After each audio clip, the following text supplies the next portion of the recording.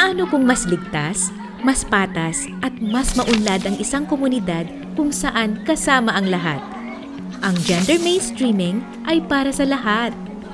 Ito ang susi sa pag-unlad ng ating komunidad. Kumilos, makiisa, dahil dito kasama ka. Kapag isinama ng pamahalaan ang gender and development sa lahat ng programa, nagkakaroon ng pantay na oportunidad sa kabuhayan ang kababaihan. Makakatanggap ng serbisyo ang mga may kapansanan at mga nakatatanda. Ligtas na nakakapag-aral ang mga bata. May maayos na serbisyong medikal para sa lahat. Walang naiiwan.